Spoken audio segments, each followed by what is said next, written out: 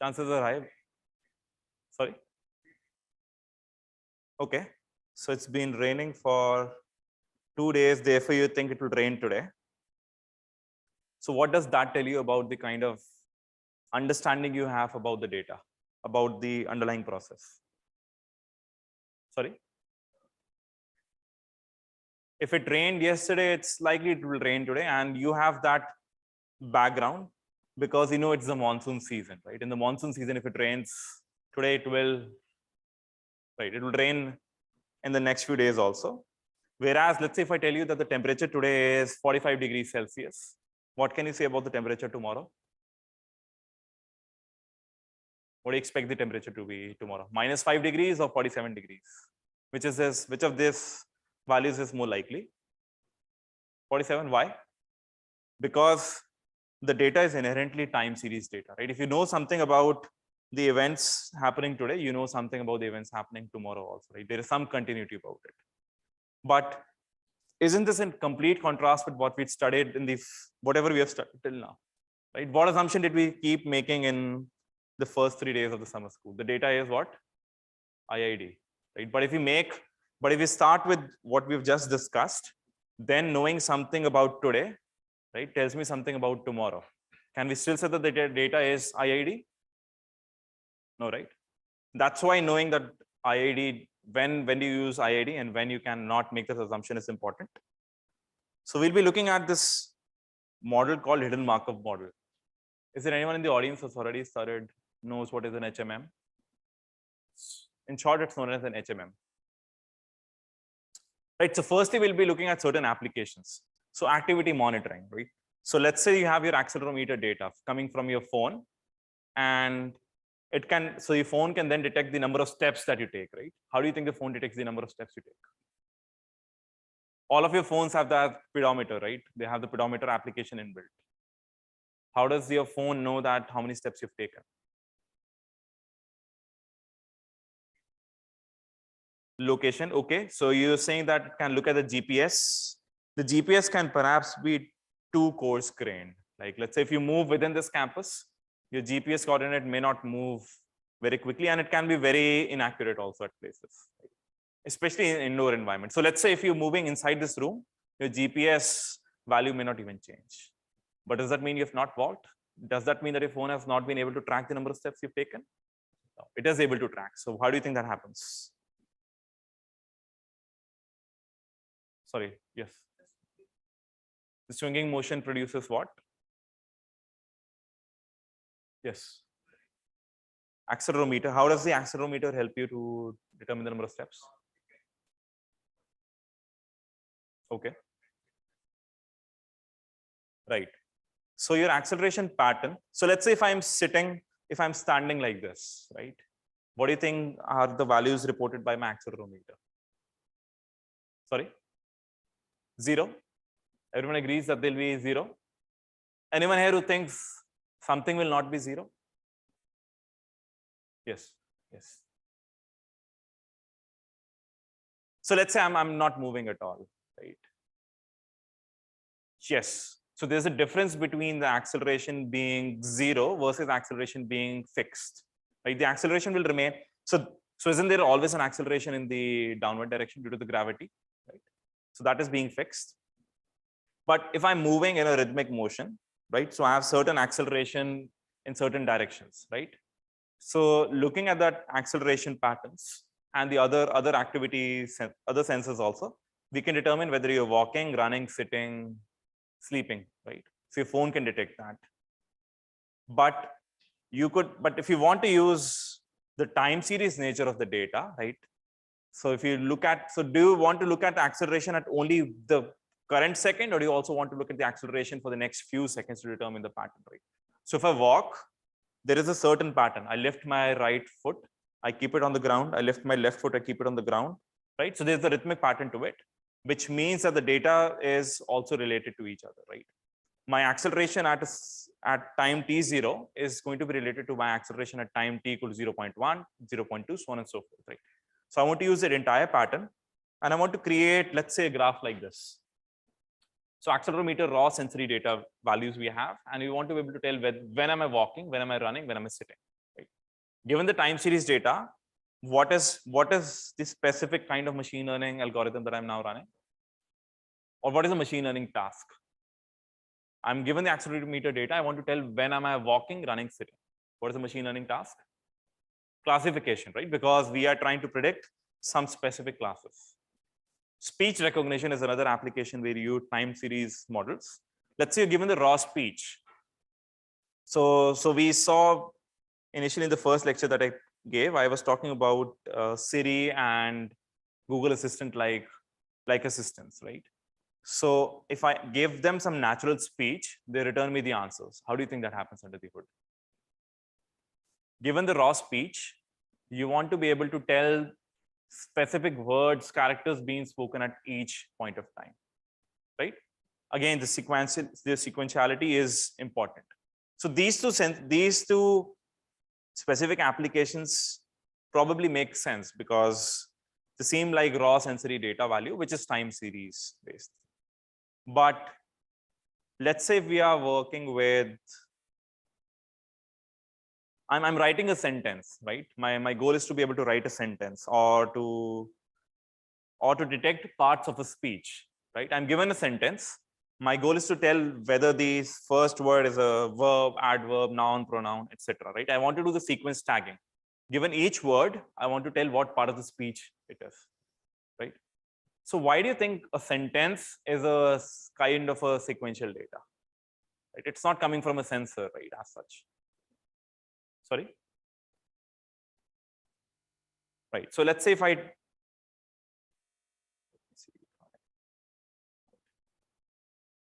I'd given you the sentence, I like dash learning, right? What do you think will be the dash? What are you most expected to be?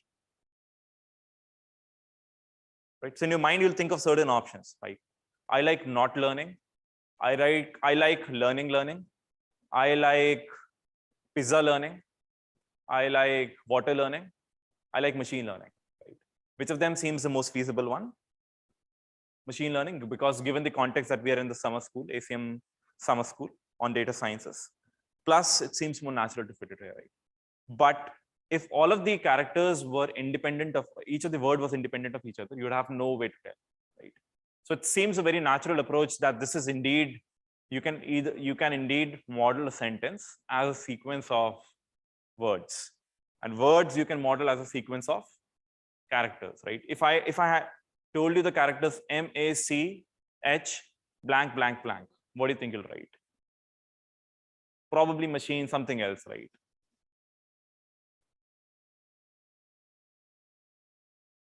The sequential data occurs in various places. The amount of rainfall that you have daily, it's related to what you had yesterday. The price of a stock is sequential data, right? The price that you had today is related with price you had yesterday. It may not be a very high relationship, very high correlation, but words in a sentence, energy consumption of a home. Why do you think energy consumption of a home is sequential data?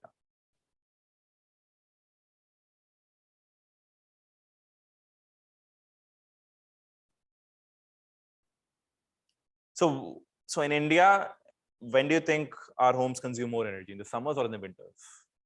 Generally in the summers, right? So if I consume a lot of energy today because my AC was on for 5 hours, I'll also consume a lot of energy tomorrow, right? So again, these are just applications of sequential data. Let's come back to the concrete weather example.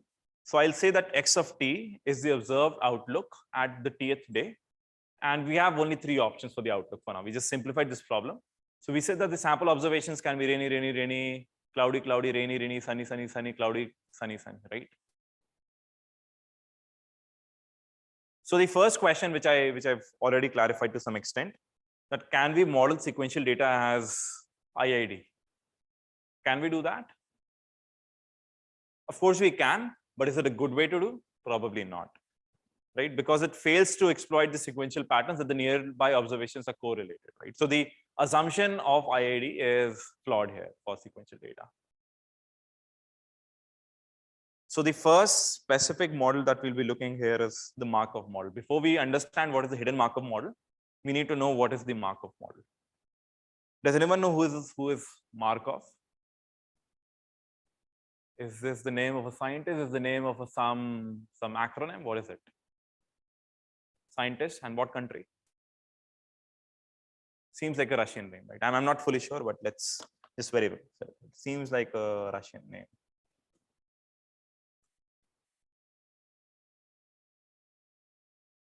Okay, there are questions. Yeah, probably if this is the same Markov, Andrei Markov, so Russian scientist.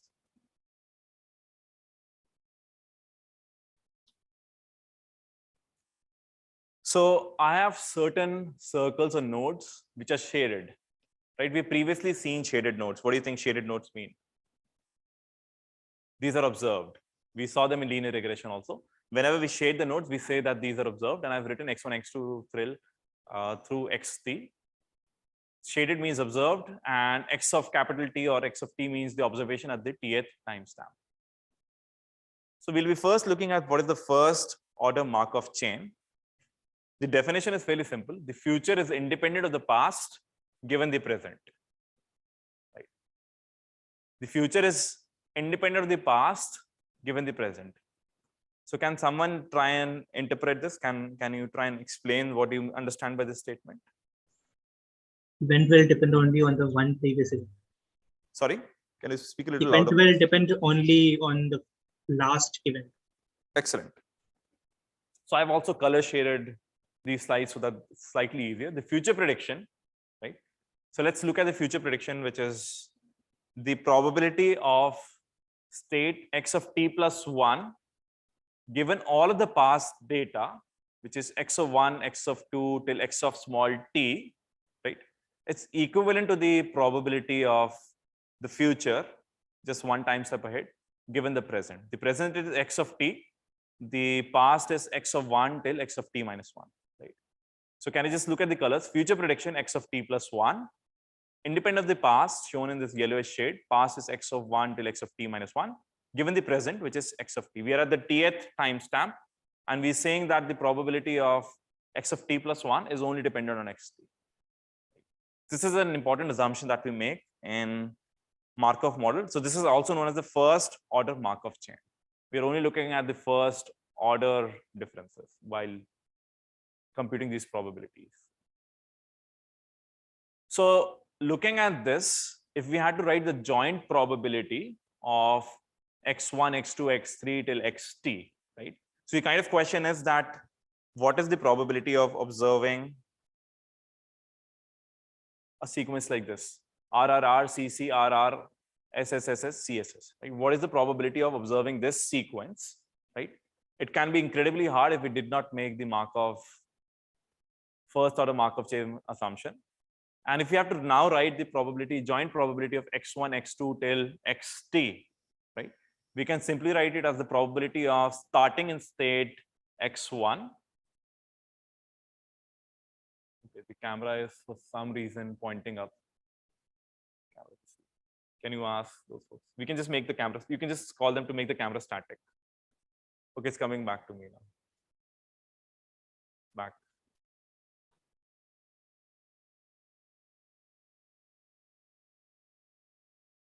Okay. So the joint probability of x1 through xt is the probability of starting in state x1 times probability of x2 given x1 times x3 given x2. Why are we not writing x3 given x2 and x1?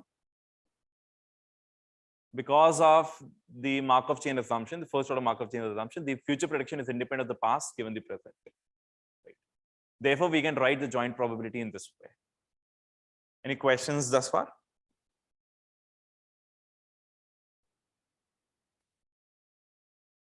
But then why do you think we are studying all of this? Suppose seemingly boring math. Why are we studying this? So we're studying this so that we'll able to predict, we'll be able to understand hidden Markov models. Before that, we need to understand the Markov chain. And once we understand hidden Markov model, we'll be able to classify, let's say, whether a certain sensor reading, a certain window, is it walking, running, sitting, or whether we can do some natural language processing, right? So the talks after this particular session, they are on introduction to natural language processing and tools like that, right? But before that, we need to understand that natural language processing tasks are sequential tasks. And there are certain assumptions that you make in sequential tasks. Some of them can be limiting assumptions. Therefore, we can also reduce the amount of assumptions that we make by moving from a first order chain to a second order chain. In a second order chain, P of xt plus 1 given the entire pass depends on the previous two readings, right?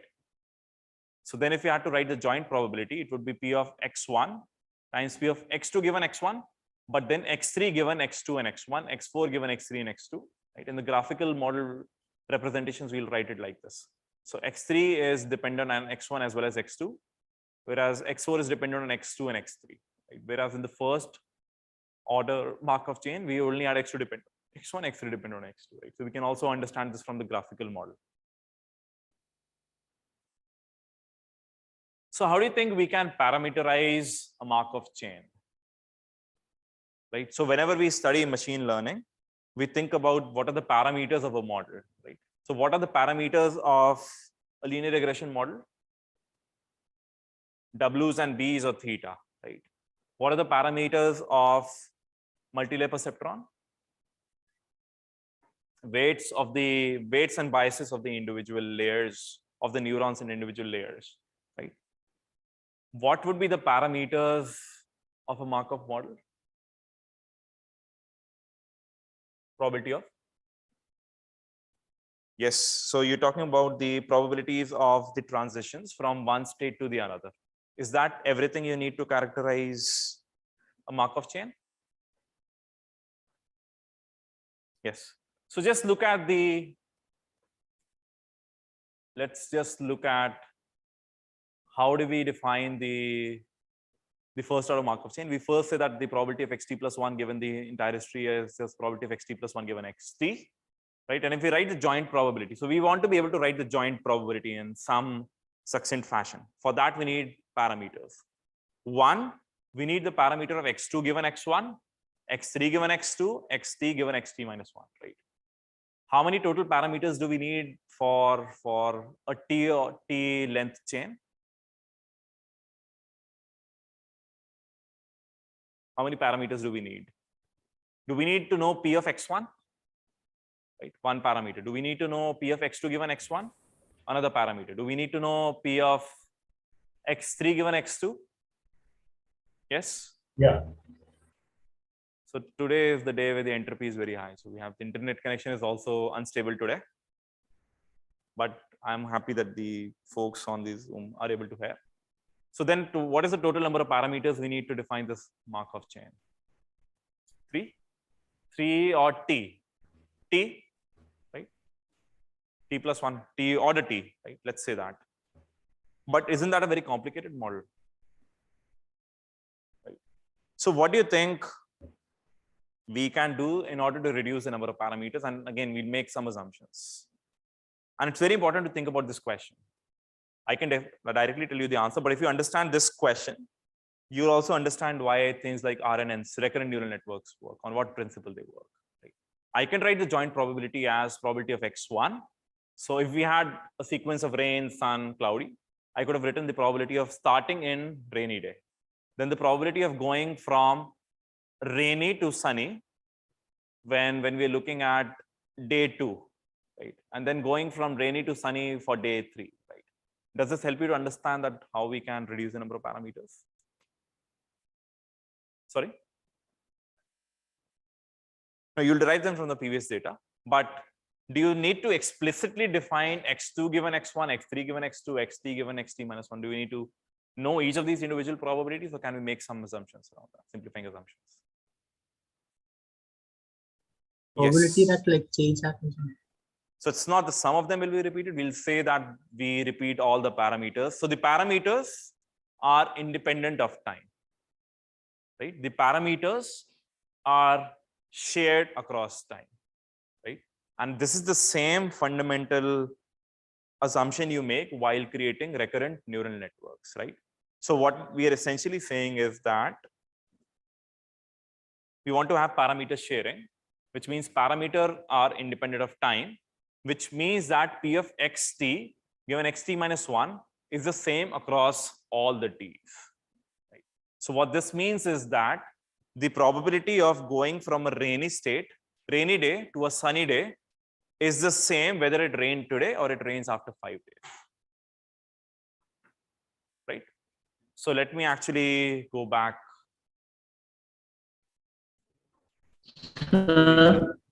Yes, go ahead. Sir, whether all the outputs are same in this case, sir?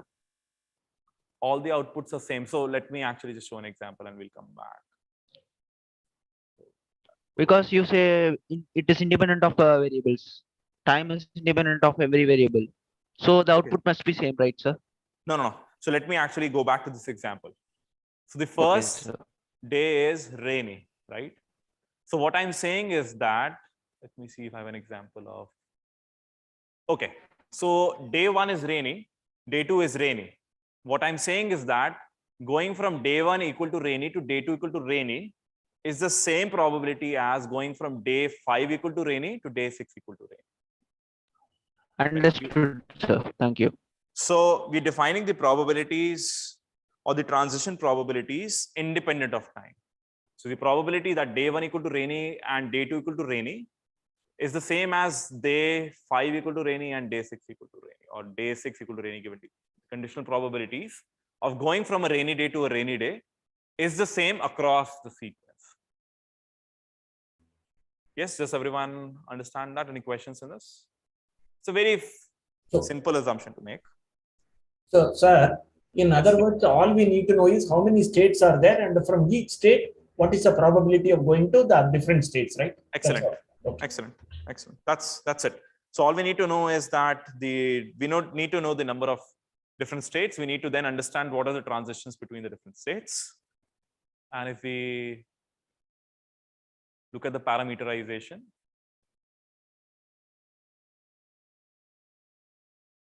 we then need to know two parameters. So theta here is again denoting the parameters. We need to know two parameters. One is pi, which is known as the prior probability, which is the probability of starting in a specific state, right? The observation number 1 could have been rain, sun, or cloudy, right? What is the probability that you start the sequence in rainy day, you start the sequence as a cloudy day, or start the sequence as a sunny day, right? And these three probabilities number need to sum to 1, right? Because you have to start in one of these three states. That's the assumption. The second is the transition matrix, which looks at all the possible transitions between the pair of states, right? So assume that we have capital K states. We're now trying to define the transition matrix.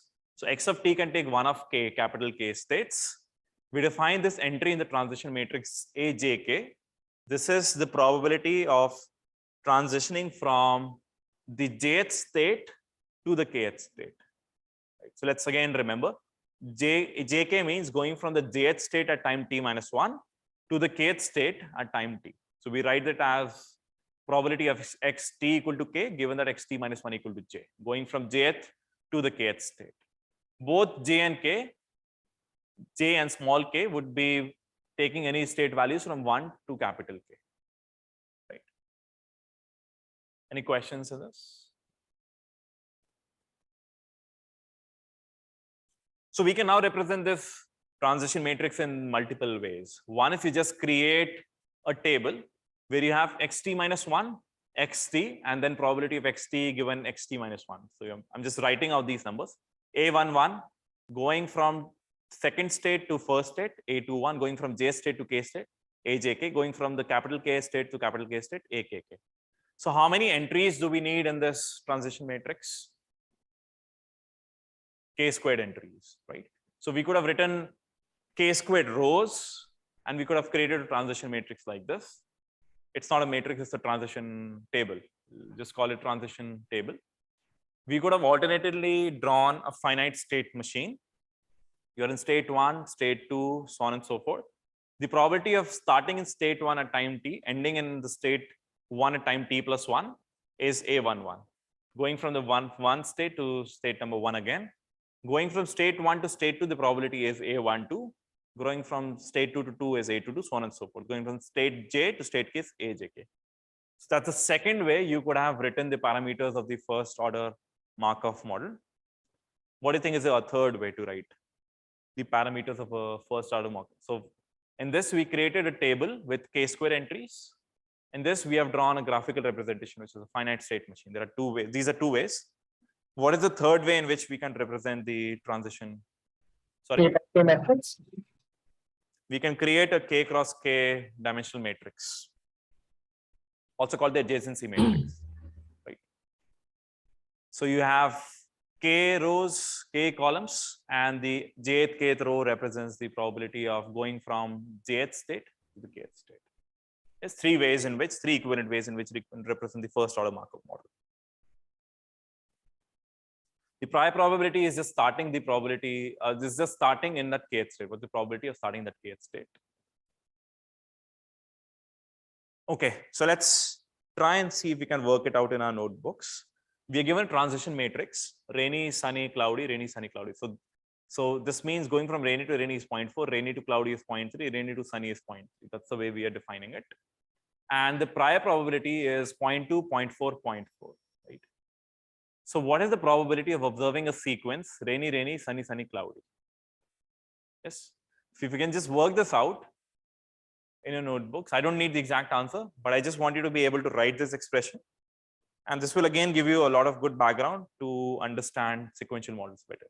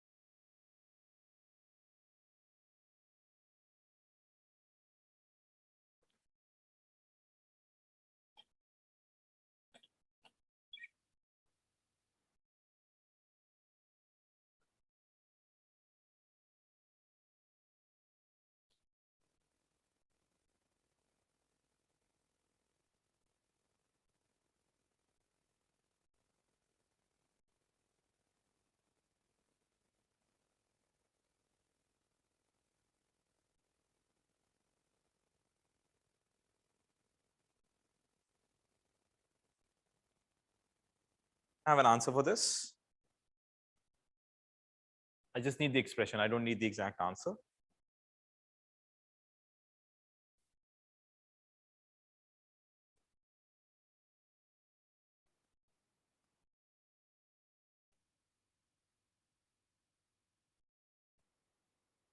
Okay, so let's just go over the expression.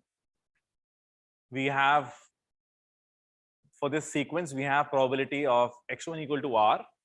How do we write x1 equal to r? That is just pi of r. I've also color coded so that it's relatively easy to understand. Pi of r. Probability of x2 equal to r given x1 equal to r.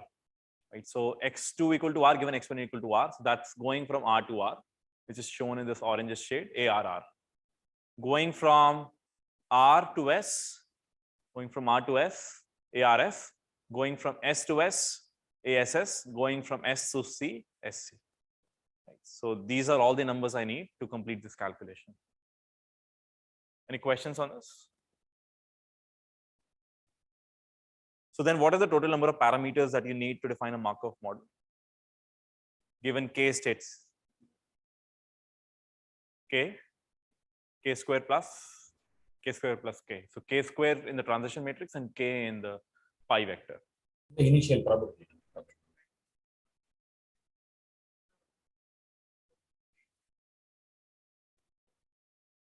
No, so when we say RR, it means that what is the probability of going from yesterday was raining to today is raining, right? RS, what is the probability that yesterday was raining and today is, so actually it's conditional probability. What is the probability that today is raining, today is sunny, given that yesterday was raining?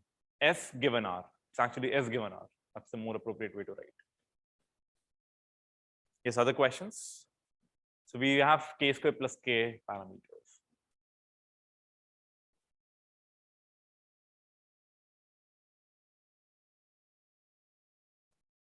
Okay, now we come on to hidden Markov model.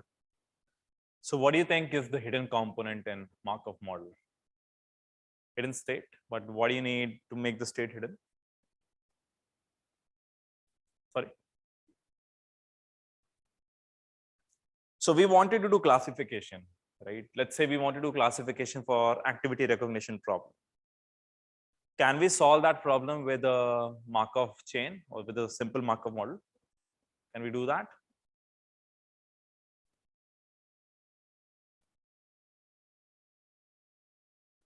Sorry. So Markov chain will tell you that you are going from the, let's say, walking state to the running state to the sleeping state, right? But that is all you have there. What else do you need in a machine learning model? So these can correspond to, so these different states, walking, sleeping, standing, etc., can corresponding to the YIs or the labels. Right? What is the XIs? What is the input data? Accelerometer data. Where do you put the accelerometer data in a Markov model? You can't put, right? Because you're only looking at the state sequence, right? So the way the hidden Markov model works,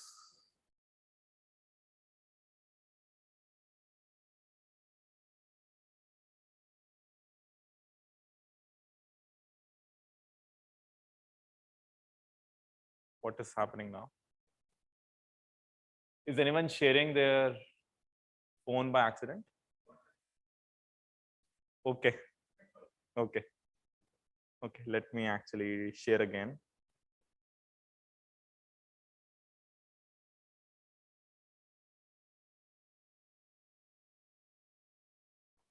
Okay.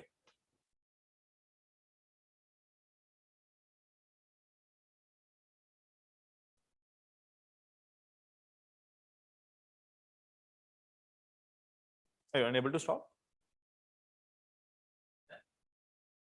Okay.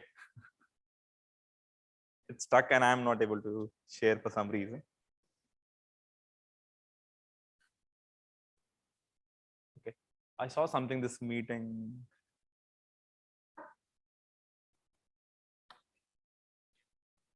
Yeah, I'm just doing that only. Can you just try put your phone in airplane mode? Okay, so it'll work now. Okay, excellent. So we come back to the accelerometer problem. So in the accelerometer problem, the YIs, the labels, become elements of your Markov chain, right? Whether you are, so you'll have a Markov chain telling that you are in state walking, walking to sleeping, walking to standing, etc. You have certain probabilities. But then corresponding to each state, you'll have certain observations. Right? Your observations could be the accelerometer data. Right? It's a slightly harder problem. Let me actually show an easier problem. So we'll be taking a coin toss model.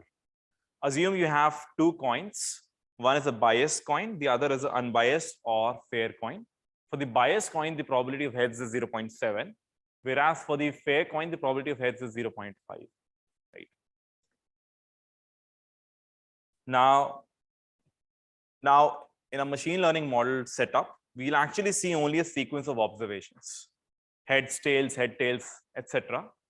The question to you is, which coin was tossed? Sorry. Yeah, which coin was tossed at which time step, right? Which coin was tossed at time t1 and time t2 and so on and so forth, right? So any thoughts on how we can model this using a Markov chain like model, using the Markov chain? What do you put the Markov chain on? Do you put them on the sequence of states or do you put them on the sequence of observations? How many think we put the Markov chain on the sequence of observations? One. How many think we put the Markov chain on the sequence of states? 1, 2, 3, 4. Okay. So more people think it's a sequence of states. This is actually the sequence of states we put this on because the states are related to each other, right? So in this case, we're making this assumption that you have a probability of going from coin 1 to coin 2, right? So let's say I'm playing this game. I use coin 1 at certain point of time, and then I change to coin 2. Right? So my two states are coin 1 and coin 2, and there are these FSM representation we can use. What is the probability of going from bias to bias, bias to fair, fair to fair, and fair to bias? You have two states here. And then corresponding to each state, right, each type of a coin, we have a certain thing known as an emission, right? So if it is a biased coin, then I'll be using this emission of probability of heads is 0.7, probability of tail is 0.3. And if it's a fair coin, my emission would be probability of heads is 0.5, probability of tail is 0.5. Yes, any questions thus far? So can you please explain this again? Okay, so you have two coins. You have a biased coin and you have a fair coin. So there is a probability associated with using biased coin at time t1 to fair coin at time t2, and then going from a biased coin at t1 to biased coin at time t2. And if let's say if at time t1 we had a fair coin, there's a probability associated with going from fair to fair and fair to biased. So your state sequence is a coin sequence, whether it's a biased or a fair coin. But once we know the state, we know that it's a biased coin, then the probability of heads is higher compared to a fair coin. Right? So we'll look at this in more details, but this is just the model setup. So this is the full unrolled version of this hidden Markov model, right? So our state Zi, so we'll use a variable Z for denoting the state here now. Zi could have been coin 1 or coin 2, right? And my observations are shown in this, in the shaded color. Why are my observations shown in the shaded color? Because they're observed, they're the observations, right? I know I've observed heads or tails, heads or tails. For each of x1, x2, x3 till x of n plus 1 is either heads or tails. Whereas we're trying to figure out what is z1, z2, z3 till z of n plus 1. So Zi is known as the observed values or the observed, it's known as the observations. Zi is known as the latent state, the latent or the unobserved nodes or the hidden nodes, right? We don't know these states. And that is the whole problem setup. That given these observations, we are trying to understand what is Z1 through Z of n plus 1. Yes. Sir, so we observe the state only through the emission, right? Because we don't know the state. Yes, you don't observe the states, but Yeah. you can get some notion of the state based on the emission, based on the observations that you have. Okay. Okay. Yes, other questions?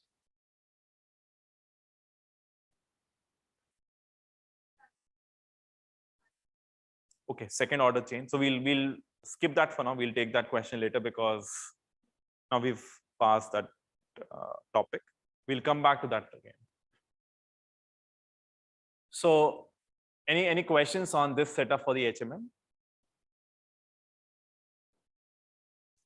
So now what do you think are the parameters required to know about, to fully specify or know about an HMM? What are the parameters we need? We know the parameters of a Markov chain. There is already a Markov chain component here, right? So what are the parameters needed to specify an HMM? So we need to have a state transition matrix anyway, right? Here there are You need the state transition matrix anyway. Good. And for Yes, each state, you need the emissions. We need to know the probability of emission. Yeah. Yes, you need the emission and you need the priors. So we already have the transition matrix capital A, where AJK is the probability of going from state J to state K. Now the states in this case are the biased coin and the fair coin. Second, we have the prior probability, which is the same as what we had for the simple Markov model, which is just the probability of starting in a specific state. What is the probability of starting with a biased coin and starting with a fair coin? This sum up to 1. The third one is the new term, which is the emission probability phi, which is defined as what is the probability of an observation xn given that you are in the state Zn, right? So we have already seen that So let's look at two specific variants of the emission matrix or the emission probability. So case one, when phi is discrete, right? So their observations are discrete. So in this case, phi is defined as your Z is fair and biased, right? You first pick up Z equal to fair. When the state is fair, then what is my observations? Then what is my conditional probabilities for the two observations? 0.5 and 0.5. And if Z is biased, then I have this table, right? So you can think of these table values are denoting phi, right? You have phi of when the, actually I don't have that. So what is the emission when the state is fair and you're trying to, and you have observed H? What is the emission? What is the emission probability of state fair and observing T? Similarly, emission or the probability of state bias observing H, state bias observing T. Right? So these four numbers here will characterize the phi matrix. Any questions in this? So how many total parameters do we now have? So we have the transition matrix, which is a K cross K matrix, phi probability, which is a K length vector. And in this specific case, the emission probability is, you'll need 4 parameters here also, because you had 2 observations and 2 states.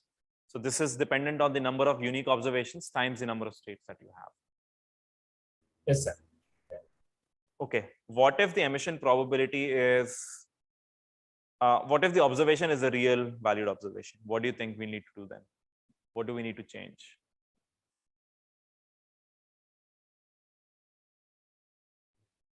Some kind of probability distribution.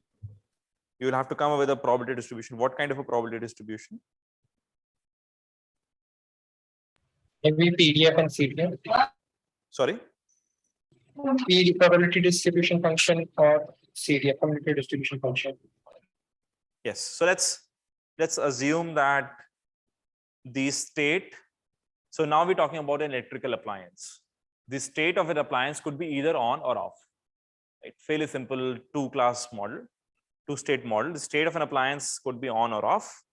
When the appliance is on, then the observation or the power is normally distributed with mean 100 and variance 10. Whereas if it's off, it's normally distributed with mean 0 and the variance 5. Yes. So now in this case, how many parameters do we need to define phi? 2, 4, 8. How many? 4. So number of states times the number of parameters required for each PDF. The number of parameters required for each PDF is 2. In this case, it's a normal distribution. You require the mean and the variance. Right? Any questions on this? On these 2 slides?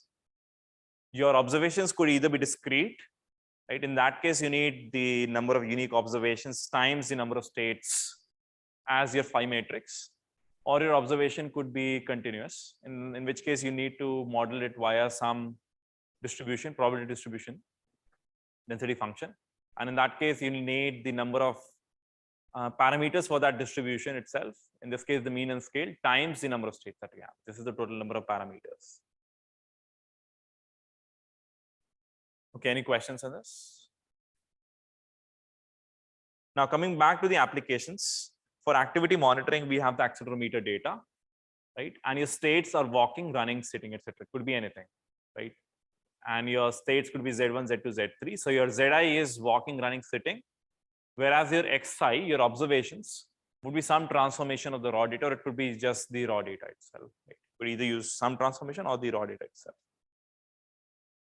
Why do I say that you may want to use some transformation?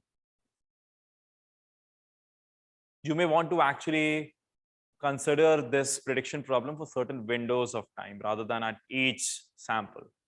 Right? You may want to consider certain 100 milliseconds of observations, then extract maybe some statistical features out of those 100 milliseconds, the mean, mode, variance, etc., and then make that as your observation vector.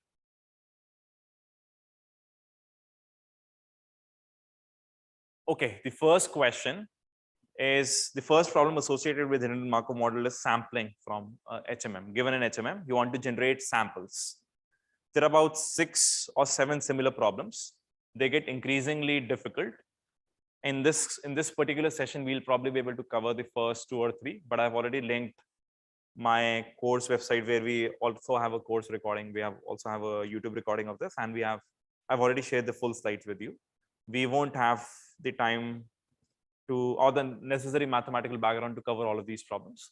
The first one is HMM sampling, right? So the question here is that given the parameters of the hidden Markov model, which is pi, a, and phi, I want you to generate some data.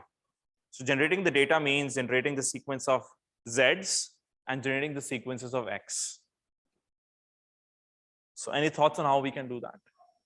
Think for a couple of minutes for this. Given pi, a, and phi, how would you generate x and z?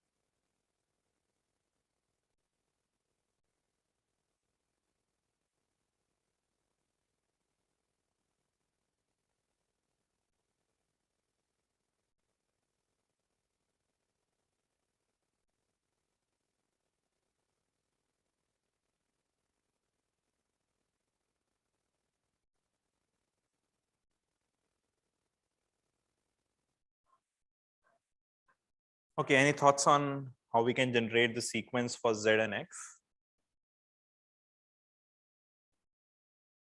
Yes, what? Can you speak a little louder so that everyone can hear?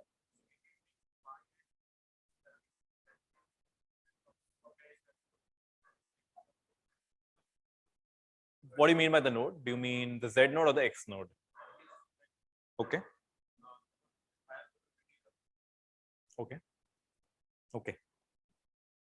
So the sampling procedure is actually fairly simple.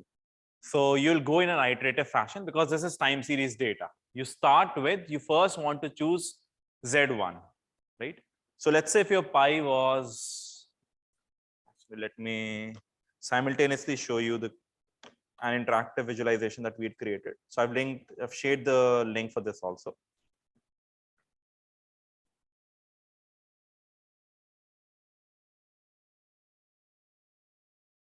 So let's say I have only 2 states, sunny and rainy, and this is my prior probability. Let's take it to the extreme, right? Now, if I have to generate the first state, right, I'll be sampling from this prior probability, right? So what do you think is the most likely sample out of this prior probability? Will it be runny? Will it be sunny or will it be rainy? Yes. What do you think? It will be rainy or sunny? Mostly sunny, but sometimes you can also get rainy, right? So we're talking only about the first state. Only the first state. Let's forget about the transition matrix for now. Let's maybe just generate a sequence out of this. So in this particular sequence, let's just look at the first state. We started with sunny. Makes sense? Let's maybe simulate again, reset and simulate again. Again, we start with sunny, try again. If I were to try this a large number of times, I'd see that about 96% of the times I'd start with the sunny state, and for about 4% of the times I'll start with the rainy state. But it has to be done a large number of times, right? So that's the way we sample. And if you were to actually make it slightly lower, 0.5, 0.5, and now if I generate a sample, so this sample starts with sunny. This one starts with sunny. This one starts with sunny again. Okay. So this is very rare, either a very rare occurrence or bug in the code. Okay, we got the rainy state. So we start in the rainy state here, right? So that's the first thing you want to be able to do. So first generate, okay, the convention is different across both of these. First choose Z1 as per pi, right? Now there's another question you may be having. Given pi, how do you generate a sample from it, right? What kind of a distribution is pi? Yeah. Right, it's a pi distribution, but what kind of a, so you know certain names of distributions, right? You know things like normal distribution, beta distribution. What kind of a distribution is pi? Sorry, it's a categorical distribution, right? So you have different categories, each of them have probabilities which will sum up to 1. So you can, now there are sampling methods which can help you sample from given such a probability distribution. I'm not going to go into that. The algorithms are fairly simple. For those who are interested, they should look up things like inverse CDF sampling. You want to write it out. Inverse CDF sampling, that will help you sample from various distributions. There are other methods also, but this is one of them. So one, you first is to generate Z1 as per pi. What do you think is the next step? Once you've generated X1, Z1, what is the next thing we should be generating?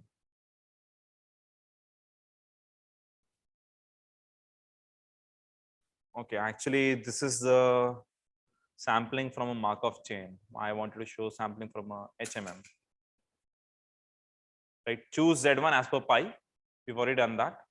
Sample X1 using phi and Z1. Once you have got Z1, now you need to get X1. Right, what connects a state Z and the corresponding observation?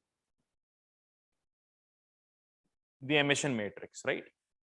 So let's say if we come to, right, so we have the same example, the bias and the fair coin, right?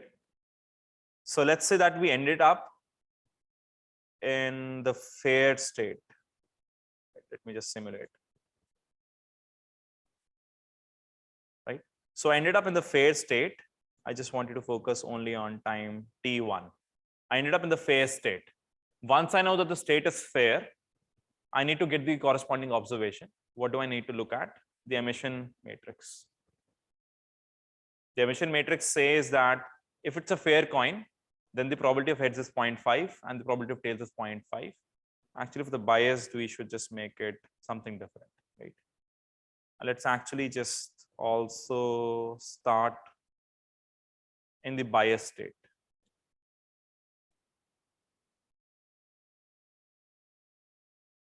So the probability of starting in the bias state is high, 94%. We start in the bias state indeed. And once you have figured out the state for time t1 is biased, you then look at the emission probability. So for the bias state, the probability of heads is 0.85. So now you have another categorical distribution which you sample from. With probability of heads is 0.85, probability of tails is 0.15. So you sample from this particular row, right? And you'll then end up as heads. So now you've got the first state Z1 and you've got the first observation X1. What is the next step? So you've got Z1 and X1. What is the next step to generate a sample? Use the transition matrix to generate what? Z2, right? So now you're in the bias state. You look at this transition matrix. The probability of going from fair to fair is actually, let's make it high. And the probability of going from bias to bias is also high. And this is a kind of setup which will make sense because there is some memory to the system. Let's simulate the data again.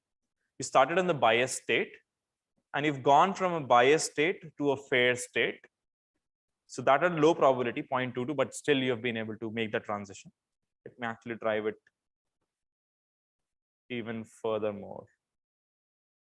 Started with biased. The probability of going from bias to bias is very high. So Z2 will be sampled from this row, right?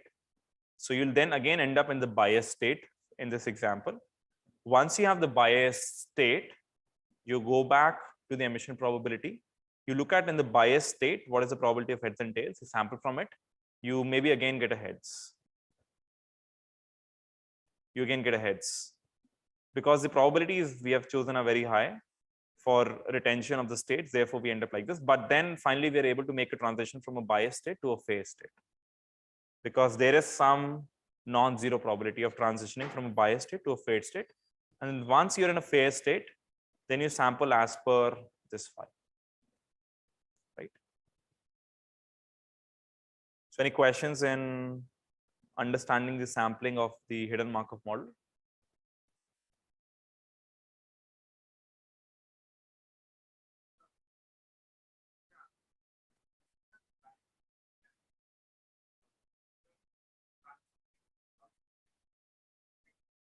You can see that. So although this is a very smallish example, we may be able to see something.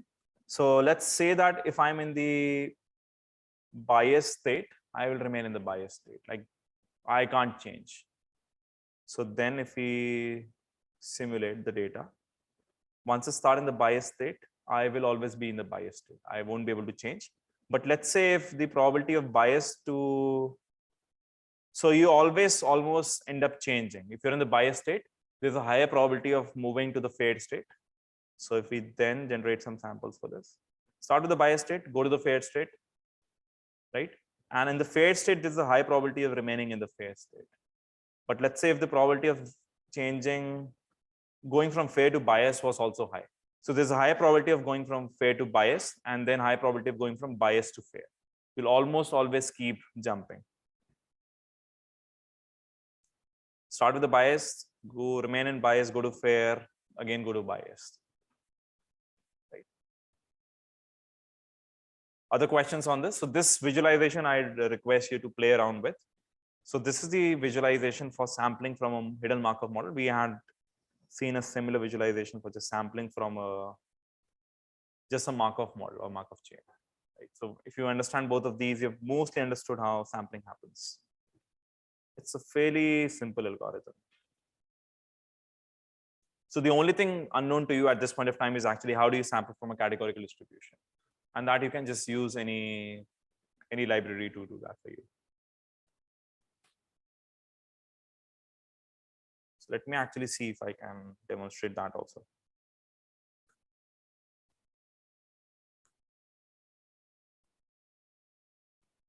So let's say my pi is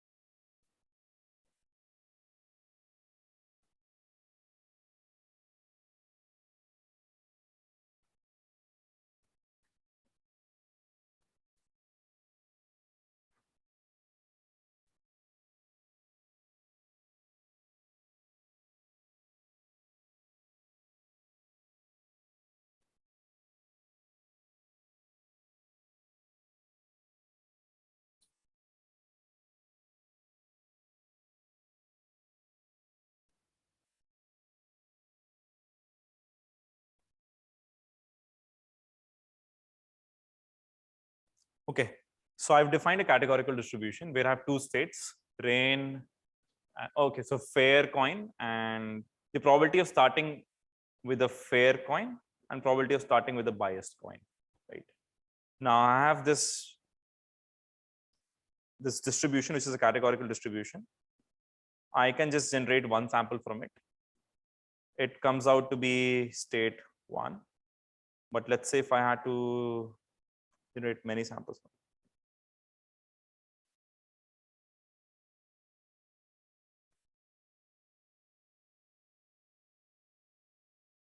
Right, so I get a bunch of samples of zeros and ones. If I count the number of ones, what do you expect it to be? Given that the probability of state 0 is 0.7 and state 1 is 0.3. I've generated 1,000 samples. If I count the number of ones, what do you expect that number to be? 300. So let's just see if that's the case. Approximately 300, and that's if in the limit of very large number of samples, it would be fairly close to 2.3 times this, right? It's fairly close to 0.3. So this is how you sample from a categorical distribution. You give the probability. Similarly, we could have shown, the sampling for an HMM is actually a fairly simple algorithm to write. Once you understand, once you understand how distributions are written. So actually there's a bunch of other things which I wanted to cover, but I think that would just spoil the whole schedule. So we discuss HMM sampling. Okay, perhaps the only thing we should then study is the HMM evidence likelihood. Right, this is a second problem in HMMs. You're given a data set, which is x1 through x2. You're given the observations. You're given the parameters of the HMM, which is pi, a, and phi. The question is, what is the likelihood of the data set given the, what is the probability of the data set given the parameters? Right. So we have already seen what is the likelihood term in our previous lectures. So likelihood is just the probability of the data given the parameters theta. In this case, it's an interesting exercise because we also have states Z, right? You directly don't observe the data. Your data is dependent on the states you are in, right? So you have to then use a property known as marginalization. You might have again studied this in your probability random process like course. So we can write that this likelihood is the same as the probability of the joint of x and z given theta, and then you sum it up over all the possible z's which exist. So this will become clear once we take a more concrete example. X is heads and heads. You have only two observations. Then what is the probability of observing two heads given that pi is this 0.6, 0.4, A is this matrix 0.9, 0.1, 0.1, 0.9, and phi is this matrix probability of heads equal to 0.7 and 0.3 for biased and 0.5, 0.5 for the fair point. Right. So can you think of and work it out in your notebooks that what is the probability of observing two heads given this pi, A, and phi matrices and vectors?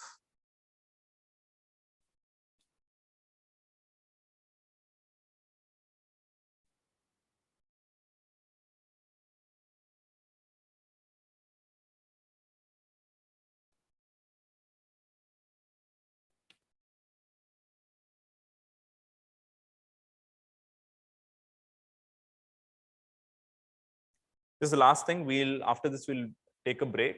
The next session won't immediately start at 11. There will be a shortest break. Let's see if we can end this before 11 also.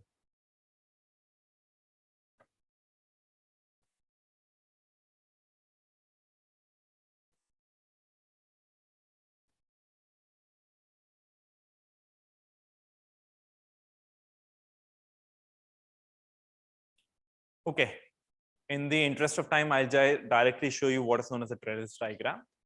So we'll be only looking at the states in this diagram. We have Z1 equal to B, Z1 equal to F, where the subscript is denoting the time. So from Z1 equal to B, you could go to Z2 equal to B or Z2 equal to F. Similarly, from Z1 equal to F, you could go to Z2 equal to F or Z2 equal to B. Right? This is a trellis diagram for two states, two timestamps.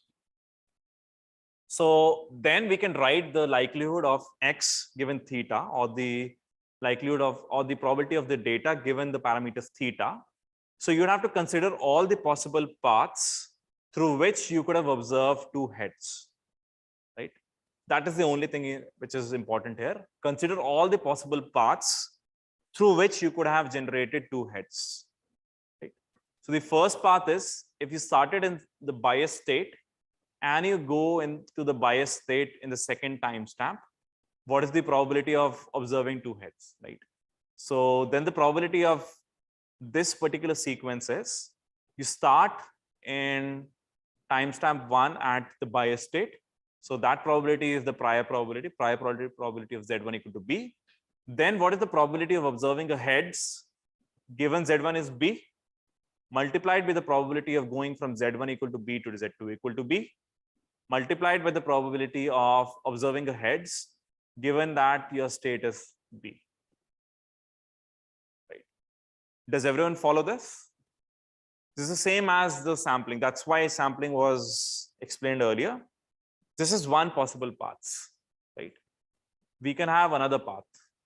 Z1 equal to F. You start with the fair state, you go to the bias state. So then you look at the probability of heads in the fair state, going from fair to bias state, and then the probability of observing heads given the bias state, right?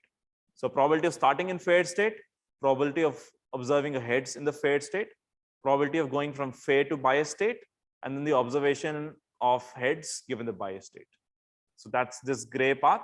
You could have another path, pink path. Start in B. What is the probability of starting in B? What is the probability of observing a heads? What is the probability of going from bias to fair? What is the probability of observing a heads given the fair state? And then the final fourth path. So you have 4 such paths here. If you just sum up these numbers, it comes out to be 0.3896, something like that. So in general, when we have T timestamps, right, we'd be creating a trellis diagram which is like this, right? So how many total paths do we need to consider if there are capital K states and T timestamps?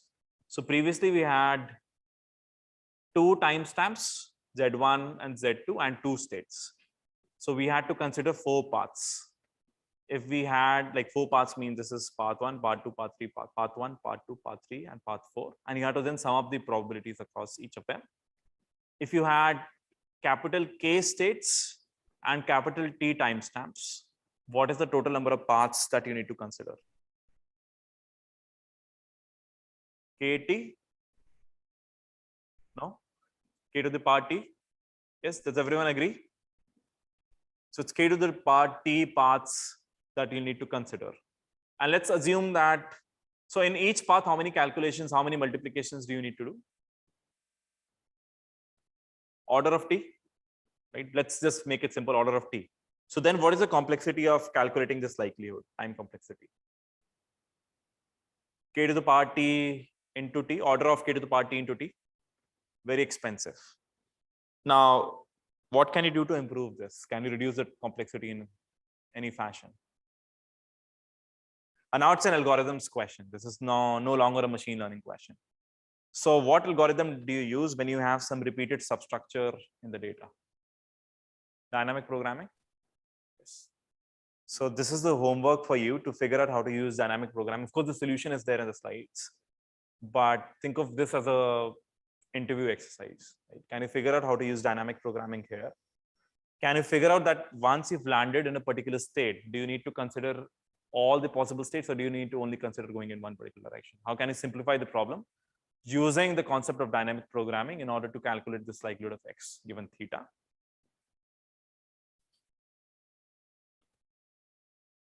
I can actually just show an visualization for this also.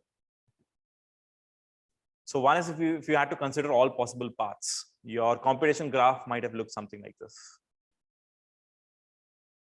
Whereas if you had to optimize your computation graph, you may end up with a graph looking like this. So this is clearly not exponential in the number of states. This is clearly better. I am not going into the details in the interest of time. So this is the last slide. I'll end here. I'll take any questions. If you have any questions, we can take questions. Any questions from the online audience? Any questions there?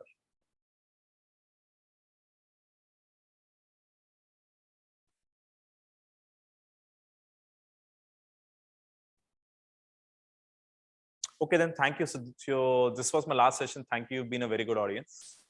And hopefully you enjoy the remaining part of the summer school. And we'll all be meeting you regularly. So let's see. Thank you. Sir, do we meet at 11 or? So that's only 4 minutes from now, I'd say. Yeah, okay. What do you want to do? No problem, sir. So 11:15. The next session starts at 11:15. ठीक है. Thank you, sir.